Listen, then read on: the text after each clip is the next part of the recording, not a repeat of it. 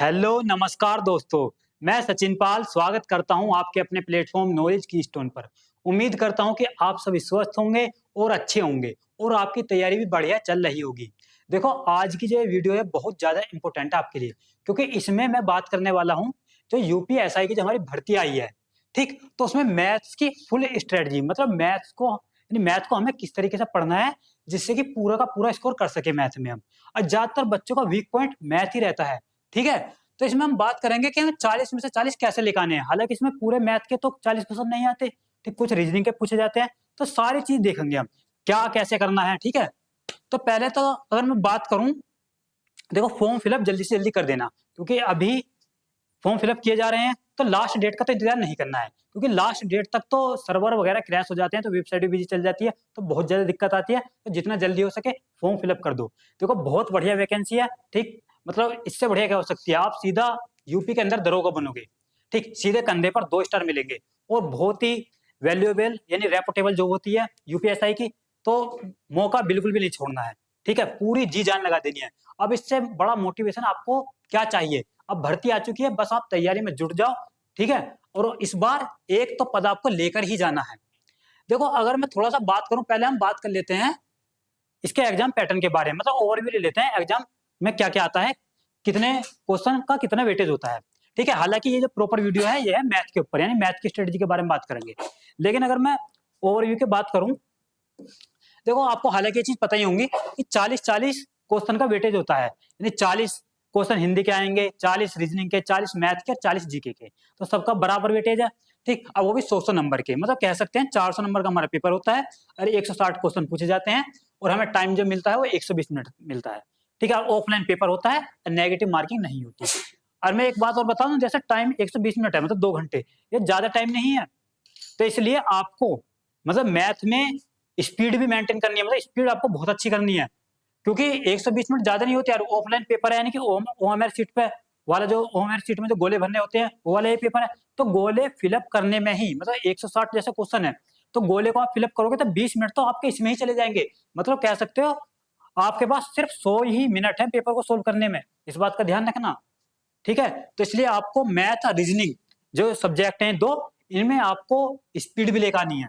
ऐसे नहीं कि ऐसे काम चल जाएगा, नहीं तो आपका पेपर छूटेगा, गारंटी है इस बात की। अगर आपको स्पीड, मतलब आपने अगर स्पीड नहीं बनाई तो, क्योंकि टाइम ज्यादा नहीं होता 2 घंटे, उसमें से भी 20 मिनट गोले फिल करने में चले जाएंगे, तो 100 ही मिनट बचेंगे आप बस आपके पास, और 100 मिनट कोई ज्यादा नहीं है। देखो, अगर मैं मैथ की बात करूं, ठीक, तो मैथ में हमारे जो क्वेश्चन आते हैं वो 40 आते हैं। ठीक, हालांकि 40 क्वेश्चन पूरे नहीं आते। ठीक, 40 में से कह सकते हैं कि 10 से 12 जो क्वेश्चन आते हैं वो रीजनिंग के देखने को मिलते हैं मैथ के अंदर ही।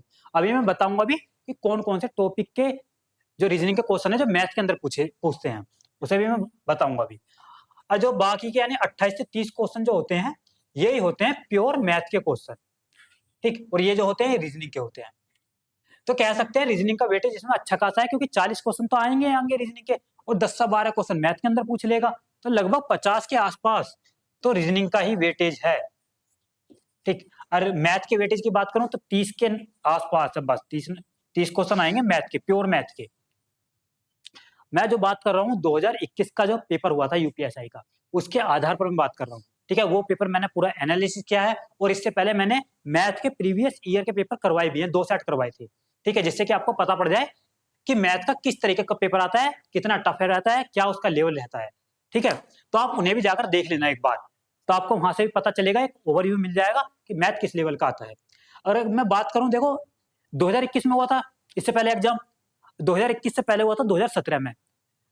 अगर हम कंपैरिजन करें 2017 का और 2021 का मैथ का, तो बल्कि 2017 में टफ मैथ आया था, 2021 में नहीं आया था इतना टफ। क्यों? क्योंकि 2017 में कुछ ऐसे चैप्टर होते हैं जैसे परम्यूटेशन, कॉम्बिनेशन, स्टैटिक्स, प्रोबेबिलिटी, ठीक, सेट थ्योरी, तो इनसे भी क्वेश्चन आए थे। ठीक, लेकिन 2021 में इनसे क्वेश्चन नहीं आए थे, बल्कि 2021 में एपीजीपी से क्वेश्चन आए थे, जो कि 2017 में नहीं आए थे एपीजीपी से। तो आपको इन बातों का पता होना चाहिए। हालांकि ये चीज भी आपको पढ़नी है, जैसे permutation, combination, statics, set theory, probability, ये चीजें पढ़नी है, पर लेकिन बाद में पढ़नी है, अभी नहीं। ठीक, हालांकि मैं बताऊंगा सारी चीजें अभी। देखो, अगर मैं मैथ के सिलेबस की बात करूं, तो ये हमारा सिलेबस है मैथ का। ठीक, ये इन चैप्टरों से 2021 में क्वेश्चन बने थे। अगर मैं इसमें बात करूं, देखो एक तो जैसे स्टैटिक्स ये, ठीक, और परम्यूटेशन कॉम्बिनेशन ये, और प्रोबेबिलिटी, ठीक, और सेट थ्योरी और जियोमेट्री, इनसे क्वेश्चन नहीं आए थे 2021 में। ठीक है, हालांकि जियोमेट्री से तो 2017 में नहीं आए थे, बस एक आध क्वेश्चन देखने को मिला था। ठीक, लेकिन statics, permutation and combination, probability, set theory, इनसे 2017 में क्वेश्चन आए थे। ठीक, तो फिलहाल आपको ये चीजें छोड़कर चलनी है, मतलब पहले आप इन्हें कंप्लीट करो, ये जितने भी चैप्टर है, यानी नंबर सिस्टम, ठीक, एपीजीपी। एपीजीपी की अगर बात करो तो 2021 में तो पूछा गया था, लेकिन 2017 का पेपर है, वहां हमें एपीजीपी देखने को नहीं मिला। ठीक, एलसीएम, एचसीएफ, ठीक, power, indices and surds, simplification, average, ratio and proportion, age, partnership, percentage, profit and loss, discount, ठीक, mixture and alligation, simple interest, compound interest, time and work, pipe and cistern, time, speed and distance, boat and stream, ठीक, mensuration 2D and 3D। और DI, और देखो मैं DI की बात करूं तो डीआई के 3 से 4 क्वेश्चन, यानी अच्छा खासा वेटेज था 2021 में। 3 से 4 क्वेश्चन हर शिफ्ट में देखने को मिल रहे थे। ठीक है, क्योंकि अभी मैंने पेपर का एनालिसिस किया है, 2021 का पेपर का मैथ का मैंने एनालिसिस किया है, मतलब कई सेट मैंने उठाकर देखे हैं। ठीक, तो वहां से ये सब मैंने निकाला है कि कौन से चैप्टर से कितना, कौन कौन से चैप्टर से क्वेश्चन पूछे गए हैं।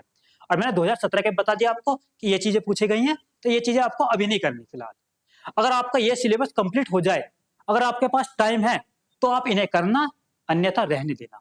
ठीक है, सबसे पहले आपको वो चीज कवर करनी है जिसका सबसे ज्यादा वेटेज है। ठीक है, जैसे नंबर सिस्टम। नंबर सिस्टम की अगर मैं बात करूं तो देखो ज्यादातर जो क्वेश्चन बने थे नंबर सिस्टम से, वो डिविजिबिलिटी, ठीक, रिमाइंडर थ्योरम, और number of factors, number of zeros, ठीक, तो इनसे क्वेश्चन बने थे ज्यादातर। और देखो अब मैं बात करूं देखो रीजनिंग की, यानी यूपीएसआई का जो 2021 का जो पेपर हुआ था, तो मैथ के अंदर जो रीजनिंग के टॉपिक आए थे वो कौन कौन से थे। देखो ये 9 टॉपिक थे, इनसे ही क्वेश्चन पूछे गए थे मैथ के अंदर। ठीक है, रीजनिंग के, एक तो series, direction, coding decoding, statement and conclusion, ठीक, mathematical operation, statement and argument, ठीक, कैलेंडर, मिरर इमेज और मीनिंगफुल वर्ड। तो 9 टॉपिक ऐसे हैं रीजनिंग के जो कि मैथ के अंदर आए थे। ठीक है, तो मतलब 10 से 12 क्वेश्चन तो मैथ के अंदर इन्हीं के ही आए थे, इन टॉपिक के। ठीक, और बाकी लगभग 28 से 30 क्वेश्चन, यानी 28 से 30 क्वेश्चन प्योर थे मैथ के। अब देखो मैं एक बात और बताऊं आपको, मैथ के लेवल की कैसा होता है। आप 2021 का पेपर उठा के देखना, इतना टफ तो नहीं होता। ठीक, मतलब इजी टू मॉडरेट कह सकते हैं, इतना भी टफ नहीं होता कि अगर आप तैयारी करोगे तो आप पर नहीं होगा। अगर आप देखो टारगेट भी आपको इसी प्रकार करना है कि आप 40 में से 40 क्वेश्चन सही कर पाओ, ये आपका टारगेट होना चाहिए। ठीक, 40 ना सही तो 35 प्लस तो आप करके ही आओ, करने वाले तो 40 ही करके आएंगे, लेकिन आपका टारगेट कम से कम 35 प्लस तो होना चाहिए। ठीक, जब भी तो आप कंपीट कर पाओगे, तो कंपटीशन इतना आसान नहीं है इस बार अगर मैं बात करूं। ठीक है, क्यों? क्योंकि एज रिलैक्सेशन मिल गया इस बार। ठीक, आप देख ही सकते हो। और जो इस बार जो सिलेक्टेड कैंडिडेट है, मतलब जो यूपी कांस्टेबल में जो सिलेक्ट हुए हैं वो भी हैं। ठीक, वो ऐसा थोड़ी कैसे छोड़ेंगे, वो भी फॉर्म फिलअप करेंगे, वो भी तैयारी में जुट गए होंगे। ठीक, उन्होंने तो यूपी कांस्टेबल में सिलेक्शन भी ले रखा है। ठीक, तो उनका मतलब प्रिपरेशन लेवल अच्छा खासा है, तो इसका मतलब कंपटीशन ठीक ठाक है इस बार। तो आपको तैयारी करनी है तरीके में, स्ट्रेटेजी के साथ, रूटीन आपको बनाना है, किस तरीके से आपको पढ़ना है, उसके अनुसार आपको तैयारी करनी है। ठीक है, अगर आपके पास एक रणनीति ही नहीं है कि आप कैसे तैयारी करो, तो फिर आप मंजिल नहीं पा सकते। क्योंकि अगर मैं आपको बात करूं, देखो अगर आपको मंजिल तो पता है आपको कि हमें वहां जाना है, लेकिन आपको उसका रास्ता नहीं पता, तो आप वहीं भटकते रहोगे। ज्यादातर बच्चों की कमी भी यही है। ठीक है, तो वो पढ़ तो रहे हैं, लेकिन वो सही डायरेक्शन में नहीं पढ़ रहे, सही गाइडेंस कह सकते हो या सही डायरेक्शन कह सकते हो, कुछ भी, तो वो उस तरीके में नहीं पढ़ रहे जो आवश्यकता होती है एग्जाम क्रैक करने के लिए। तो आपको सही तरीके में पढ़ना है। ठीक है, एग्जाम के हिसाब से पढ़ना है कि एग्जाम में क्या पूछता है, उसी के हिसाब से आपको पढ़ना है। ऐसे नहीं कि इररिलेवेंट चीजें आप पढ़ो। ठीक है, कुछ फायदा नहीं होगा उससे। अरे देखो ये 2 सेट मैंने करवाए थे, इन्हें भी आप जाकर देख लेना, इससे आपको अंदाजा लग जाएगा कि मैथ का लेवल क्या था, कहाँ कहाँ से क्वेश्चन आए थे, और रीजनिंग के क्वेश्चन क्या क्या आए थे, मतलब किन किन टॉपिक से आए थे, ये भी आपको पता पड़ जाएगा। इससे पहले मैंने करवा दिए थे 2 सेट, तो इन्हें आप जाकर देख सकते हो। ठीक, आपको वहां से पता पड़ जाएगा। और जो ये सब चीजें आपको मैं बता रहा हूँ, वो मैं जो यूपीएसआई का 2021 का जो पेपर हुआ था, उसका मैथ का एनालिसिस करके ही मैं बता रहा हूँ ये सब चीजें। ठीक है, अब देखो, अब हम स्ट्रेटजी के ऊपर बात कर लेते हैं। देखो, कुछ नहीं होती स्ट्रेटजी, बस तीन चीजों के ऊपर डिपेंड करती है। यानी मैथ का अगर मैं बात करूं, तीन चीजों के ऊपर डिपेंड करता है। सबसे पहले सिलेबस, फिर सेकंड नंबर रिवीजन, फिर थर्ड नंबर पर मॉक टेस्ट। बस इतना ही करना है, और इतना अगर आपने कर लिया ना, बस आगे कुछ करना ही नहीं है आपको। ठीक, ये ऐसा थोड़ी कुछ अलग करना होगा। क्योंकि देखो, ज्यादातर बच्चों की प्रॉब्लम क्या है, मैं जो देखता हूँ, बहुत बच्चों का सिलेबस ही कंप्लीट नहीं है। पहली बात तो ये, तो इसलिए आपको गलती नहीं करनी है। सबसे पहले आपको सिलेबस ही कंप्लीट करना है। ये बहुत बच्चों की प्रॉब्लम है, सिलेबस कंप्लीट नहीं होता और कहते हैं कि हमारा मैथ में स्कोर नहीं आ रहा, हमारा मॉक में स्कोर नहीं आ रहा, हमारा मैथ वीक है, हमें दो साल हो गए पढ़ते पढ़ते। देखो, मैं फिर बता रहा हूँ, मैं बहुत ज्यादा एम्फिसाइज करता हूँ इस चीज पर कि यार सबसे पहले सिलेबस कंप्लीट करो आप एक बार तरीके में। और सिलेबस को आपको कंप्लीट करने में 4 से 5 महीने तो लग जाएंगे। हालांकि अभी टाइम है, अभी भी आप जीरो से शुरुआत करोगे तो अब भी आप आसानी से तैयारी कर ले जाओगे। ठीक है, अब आपको लापरवाही नहीं बरतनी है, बस इस बात का ध्यान रखना। ठीक, डट जाओ बिल्कुल। मतलब अगर मैं मैथ की बात करूं तो मैथ को आपको 2.5 से 3 घंटा तो देना ही है डेली। 2.5 से 3 घंटा। ओवरऑल की बात करूं तो भैया 7 से 8 घंटे तो आपको देना पड़ेगा अपनी पढ़ाई के लिए, क्योंकि ऐसे ही नहीं आप दरोगा बनोगे। ठीक है, बहुत बच्चे कंपीट कर रहे हैं इस चीज के लिए, अच्छे अच्छे जिनके अच्छा लेवल है तैयारी में, तो आपको उनसे आगे निकलना है। तो ऐसे नहीं निकला जाएगा। क्या आप सोच रहे हो वैकेंसी आ गई बस फॉर्म फिलअप कर दूं और कुछ भी करता रहूं? आपको तरीके से सही गाइडेंस के साथ तैयारी करनी है, जब ही सिलेक्शन तक पहुंच पाओगे। तो सबसे पहले देखो, सिलेबस कंप्लीट करो अपना, जहां से भी कर सको। यूट्यूब से करो, यूट्यूब से कर लो। ठीक, ऑफलाइन कहीं आप पढ़ रहे हो तो वहां कर लो, वो आपकी मर्जी है। ठीक है, तो सिलेबस एक बार कंप्लीट कर लो। और सिलेबस को देखो, जैसे पहले ऐसे भी कर सकते हो आप, जैसे आपने एक चैप्टर कंप्लीट किया, ठीक है, एक चैप्टर के बाद उसके पीवाईक्यू लगाओ। ठीक है, फिर दूसरा चैप्टर कंप्लीट करो। ठीक है, फिर उसका पीवाईक्यू लगाओ। इससे क्या होता रहेगा, इससे आपका रिवीजन भी होता चलेगा साथ के साथ। ये सबसे बढ़िया तरीका होता है इस प्रकार करना। ठीक है, उससे मतलब इसके साथ साथ क्या होता चले जाएगा, आपका रिवीजन होता चले जाएगा, अलग से रिवीजन करने की जरूरत नहीं पड़ेगी बस।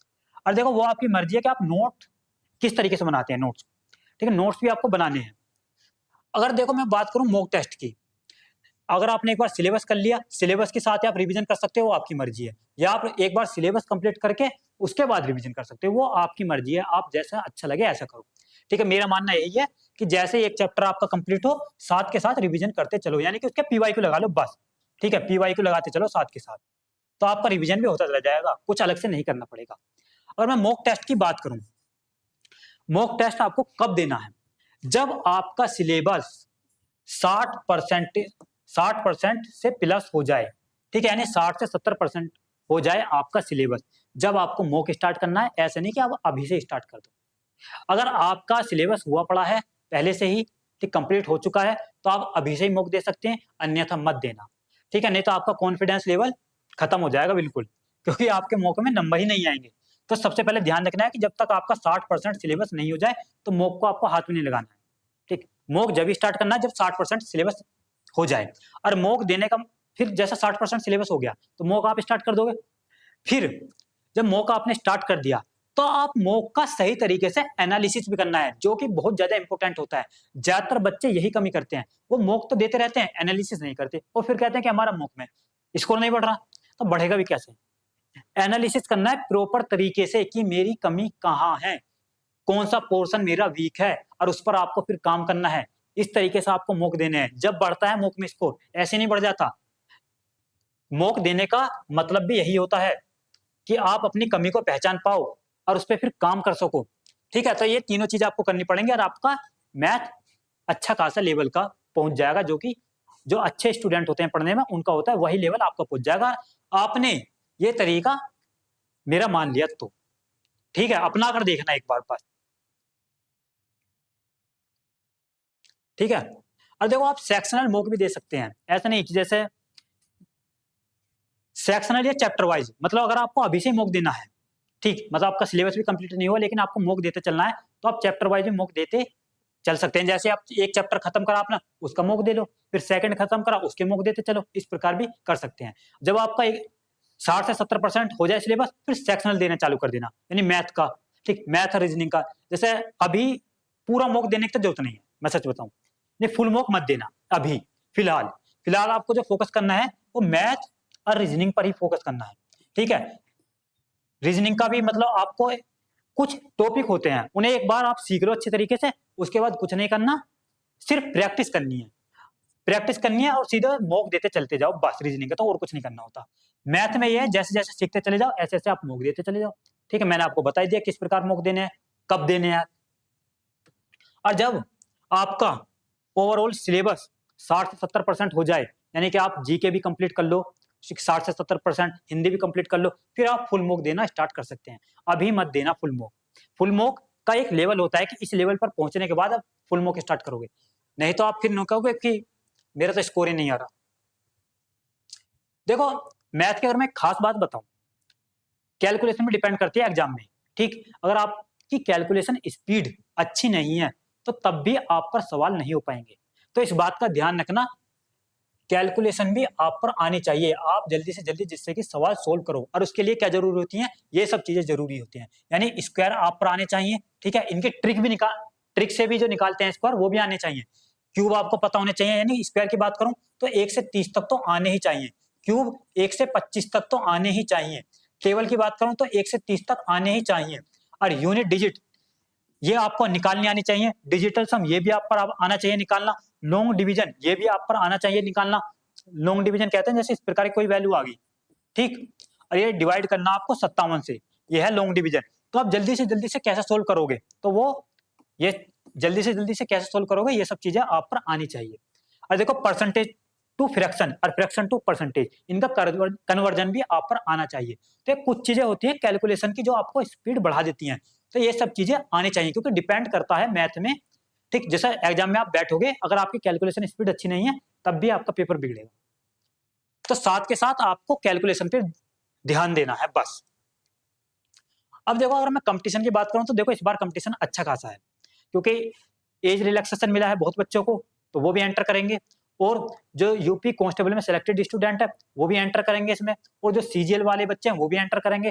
तो क्योंकि यूपीएसआई की जो पोस्ट होती है वो अच्छी होती है बहुत ज्यादा, ठीक, तो इसलिए अच्छे अच्छे बच्चे भी इसके अंदर एंटर करेंगे। और बहुत बच्चे की तैयारी तो पहले से ही हो चुकी है, बस उन्हें मौके ही देने हैं। तो इसलिए आपका कंपटीशन अच्छे बच्चों से ही है। और इस बार पोस्ट भी आप देख सकते हैं 4500 के आसपास है, जबकि 2021 में तो 9500 के आसपास थी, ठीक, यानी 9500 के आसपास, यानी इस बार तो 2021 के कंपैरिजन में आधी ही पोस्ट हैं। तो इसलिए आपको मेहनत करनी है बहुत ज्यादा, ठीक है। आपको थोड़ी सी भी लापरवाही नहीं बरतनी अगर आपको सिलेक्शन लेना है तो। अगर देखो मैं ओवरऑल की बात करूं, यानी कि आपको कितना नंबर का टारगेट करना है 400 में से, देखो 40-40 क्वेश्चन आते हैं हर एक सब्जेक्ट के, तो आपको टारगेट करना है कि जैसे हिंदी की अगर मैं बात करूं तो हिंदी में भी आप 35+ क्वेश्चन ठीक करके आओ, सेम रीजनिंग में भी आप 35+ ठीक करके आओ। हालांकि रीजनिंग और मैथ इनमें तो आपको 40 का ही टारगेट करना है, नहीं इसमें भी आप 35+ में क्यों कह रहा हूं कि इतना तो आप टारगेट करो ही। देखो करने वाले तो 40 में भी करेंगे, लेकिन आपका टारगेट तो होना चाहिए कि मैं 35+ तो करके ही आऊं क्वेश्चन, और नेगेटिव मार्किंग तो है भी नहीं, तो आप क्वेश्चन भी फुल अटेम्प्ट करके आओगे।